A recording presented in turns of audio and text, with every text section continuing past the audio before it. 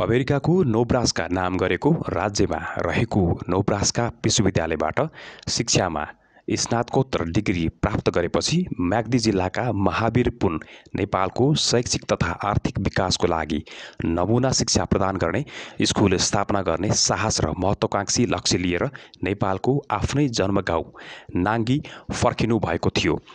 महावीर पुन संसारभरका नेपालीमाझ एक नेपाली शिक्षक, युवा वैज्ञानिक, महान आविष्कारक तथा सामाजिक अभियन्ता भनेर चिनिनुहुन्छ।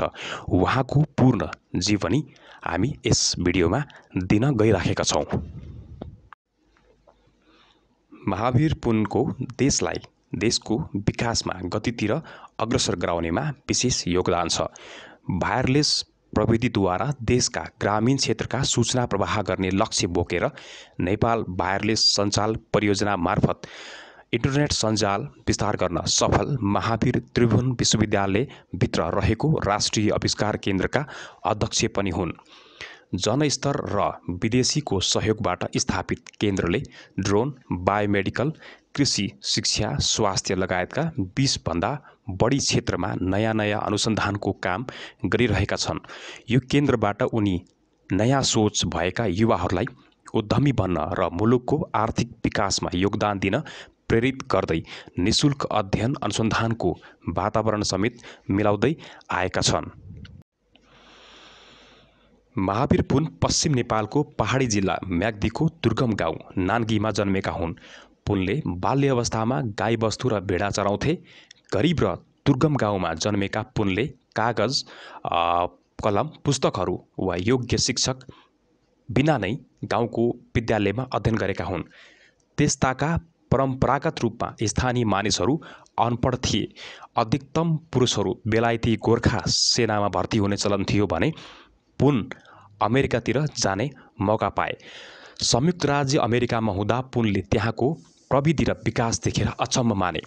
उनले सूचना प्रविधिको माध्यमले आफ्नो गाउँको शिक्षा प्रणाली र अर्थव्यवस्था परिवर्तन गर्ने सम्भावना देखे। अमेरिका रहँदा प्रविधिको बारेमा ज्ञान लिएका पुन नेपाल फर्के। नेपाल फर्किएपछि उनले जापान, मलेसिया, अस्ट्रेलिया, सिङ्गापुर र अमेरिकाबाट प्रयोग भएका कम्प्युटरहरूको सङ्कलनको लागि अभियान चलाए। सङ्कलित कम्प्युटरहरूलाई 2वटा साना जलविद्युत जेनेरेटरहरूद्वारा सञ्चालन गरे। सिङ्गापुरका पर्वतारोहीहरूद्वारा प्रदान गरिएको उनीहरूको दूर शिक्षा र अनलाइन शिक्षक सेवाहरूमा पुनको कामले टेक्नोलोजी मार्फत योग्य शिक्षकको अभावलाई सम्बोधन गर्न नेपालमा पहिलो प्रयास गरेको छ। उनले आफ्ना परियोजनाहरूको सफलता र वृद्धि सुनिश्चित गर्न कार्यक्रमहरू सञ्चालन गरे। पोखरामा कम्प्युटर प्रशिक्षण कार्यक्रममा उपस्थित हुन अन्य शिक्षकहरूको व्यवस्था गरे। विद्यार्थीहरूको खर्च र शिक्षकहरूको तलबको लागि आर्थिक परियोजनाहरू सुरु गरे। सयौं अन्तर्राष्ट्रिय सेवक अथवा स्वयंसेवकहरूलाई विस्तृत रूपमा आकर्षित गरे र 2012मा राष्ट्रिय आविष्कार केन्द्र नाम गरेको एक नाफामुखी संस्था दर्ता गर्न महावीर पुनले पहल गरे, जसलाई अङ्ग्रेजीमा नेसनल इनोभेसन सेन्टर भनिन्छ।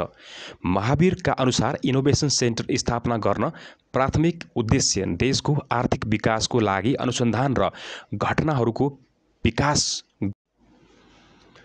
इन्टरनेट हल अफ फेम, समग्र सामाजिक नवीनता पुरस्कार, एसियाको नोबेल पुरस्कारले चिनिने रोमन म्याग्सेसे अवार्ड जस्ता महत्त्वपूर्ण सम्मान प्राप्त पुनलाई नेपालको विज्ञान र अनुसन्धानमा उल्लेखनीय योगदान गरेको भन्दै अमेरिकाको नेब्रास्का विश्वविद्यालयले मनार्थ डाक्टर समेत दिएको छ।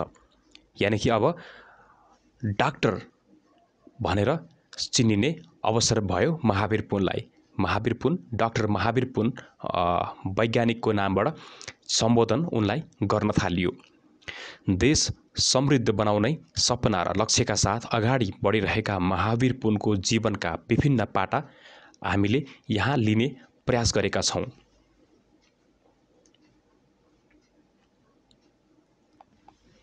महावीर पुन मौलिक काम गर्ने प्रतिभाशाली नेपालीहरू मुलुकबाट पलायन हुने, विदेशीका लागि आफ्नो क्षमता दक्षताको प्रयोग गरिरहेको देख्दा असन्तुष्ट छन्।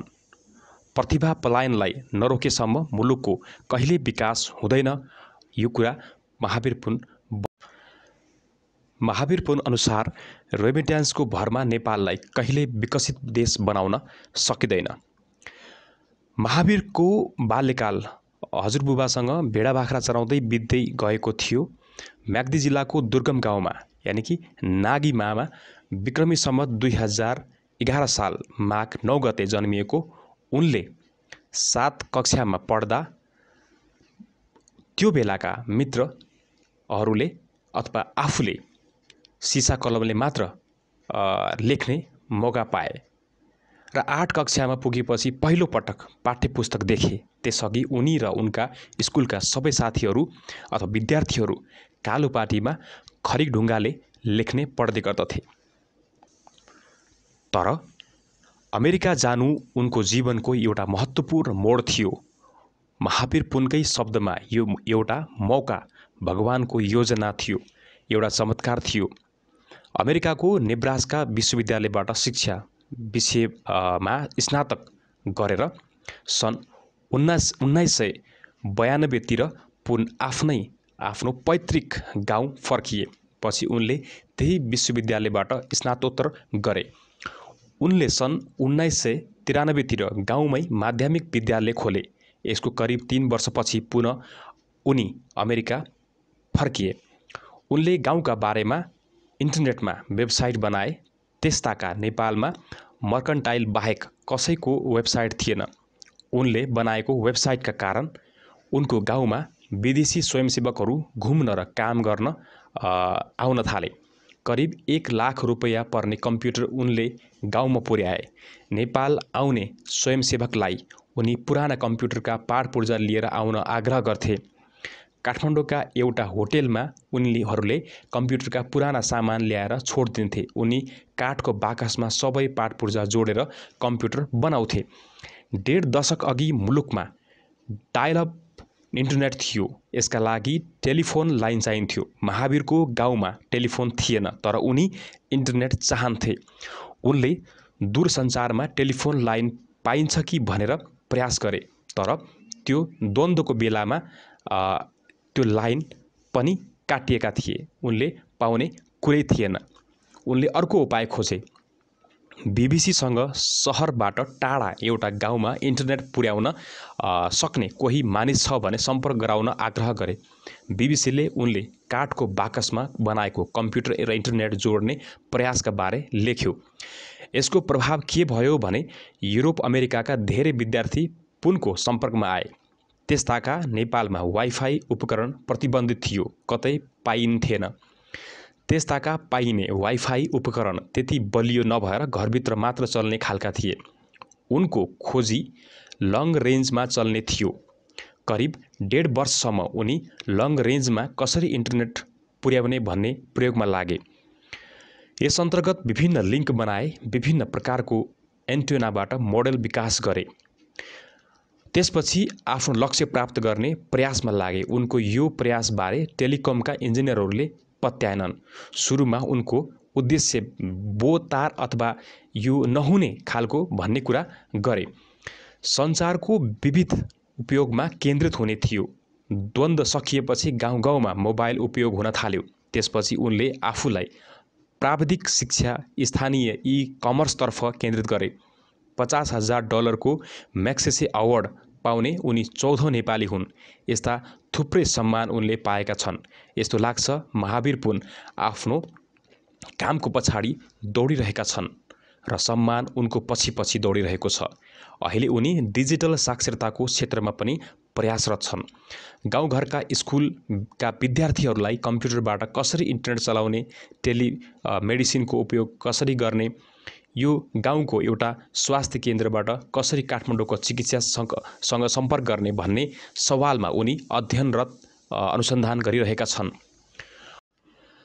महावीर पुनको जीवन देशलाई समर्पित छ। उनको एउटा सपना छ। सपना के? नेपाल समृद्ध बनाउने सपना र लक्ष्य।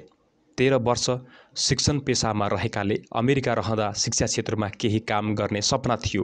नेपाल फर्किएपछि त्यो सपना परिवर्तन भयो। समाज सेवाका लागि गाउँघर घुम्न थालियो। त्यो क्रममा नेपालमा सानोतिनो काम गरेर देश समृद्ध बनाउन सकिन्न भन्ने बुझे।